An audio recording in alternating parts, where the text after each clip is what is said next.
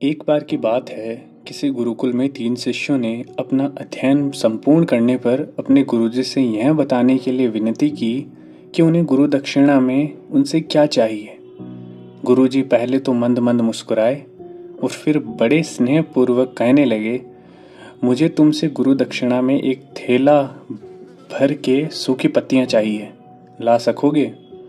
वे तीनों मन ही मन बहुत प्रसन्न हुए, क्योंकि उन्हें लगा कि वे बड़ी आसानी से अपने गुरुजी की इच्छा पूरी कर सकेंगे। सूखी पत्तियां तो जंगल में सर्वत्र बिखरी ही रहती है। वे उत्साहपूर्वक एक ही स्वर में बोले, जी गुरुजी, जैसी आपकी आज्ञा। अब वे तीनों शिष्य चलते चलते एक समीपस्थ जंगल में पहुंच चुके थे, लेकिन यह देखकर कि वहां पर तो सूखी पत्तियां केवल एक मुट्ठी भर ही थी, उनके आश्चर्य का ठिकाना न रहा। वे सोच में पड़ गए कि आखिर जंगल से कौन सूखी पत्तियां उठाकर ले गया होगा। इतने में ही उन्हें दूर से आता हुआ कोई किसान दिखाई दिया। वे उसके पास पहुंचकर उससे विनम्रतापूर्वक याचना करने लगे कि वह उन्हें केवल एक थैला भर सूखी पत्तियां दे दे। अब उस किसान ने उनसे क्षमा याचना करते हुए उन्हें यह बताया कि वह उनकी मदद नहीं कर सकता, क्योंकि उसने सूखी पत्तियों का ईंधन के रूप में पहले ही उपयोग कर लिया था। अब वे तीनों पास में ही बसे एक गांव की ओर इस आशा में बढ़ने लगे कि हो सकता है वहां उस गांव में उनकी कोई सहायता कर सके।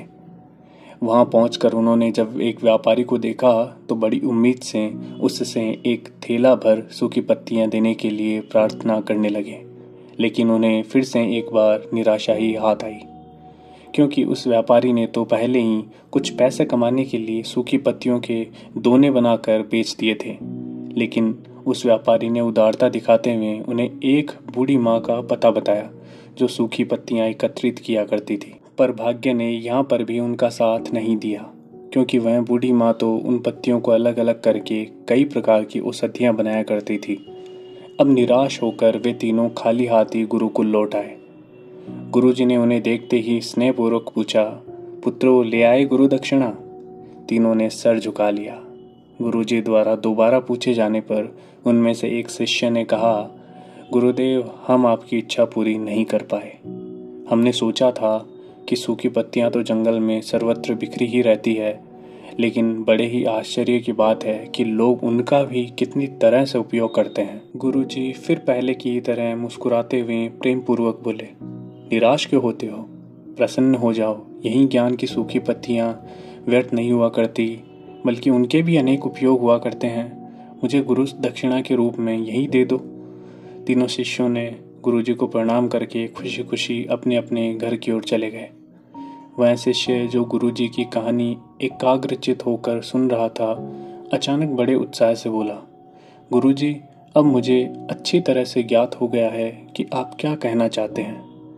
आपका संकेत वस्तुतः इसी ओर है न कि जब सर्वत्र सुलभ सूखी पत्तियां भी निरर्थक या बेकार नहीं है, तो फिर हम कैसे किसी भी वस्तु या व्यक्ति को छोटा और महत्वहीन मानकर उसका तिरस्कार कर सकते हैं। बल्कि सब चीज़ों का अलग अलग महत्व होता है, चाहे सुई से लेकर तलवार हो या चींटी से लेकर हाथी, सबका अलग अलग महत्व है। गुरुजी भी तुरंत ही बोले, हाँ पुत्र, मेरे कहने का भी यही तात्पर्य है कि हम जब भी किसी से मिलें तो उसे यथा योग्य मान देने का भरसक प्रयास करें, ताकि आपस में स्नेह, सद्भावना, सहानुभूति एवं सहिष्णुता का विस्तार होता रहे और हमारा जीवन संघर्ष के बजाय उत्सव बन सके। दूसरे, यदि जीवन को एक खेल ही माना जाए तो बेहतर यही होगा कि हम स्वस्थ एवं शांत प्रतियोगिता में ही भाग लें और अपने निष्पादन तथा निर्माण को ऊंचाई के शिखर पर ले जाने का अथक प्रयास करें। अब शिष्य पूरी तरह से संतुष्ट था। तो दोस्तों, कहानी का सार है कि जिस व्यक्ति को अपने आने वाले कल का एहसास हो, वह किसी को भी दुख पहुंचाने का दुस्साहस नहीं कर सकता। उसकी यही ऊर्जा उसे आगे बढ़ाने में उसकी सहायता करती है और उसे जीवन में सफल बनाती है। हाय गाइस, अगर आपको स्टोरी पसंद आती है तो प्लीज़ लाइक करें और सब्सक्राइब करें और बेल आइकन को ज़रूर दबाएं, ताकि आपको आगे की अपडेट्स मिलती रहे।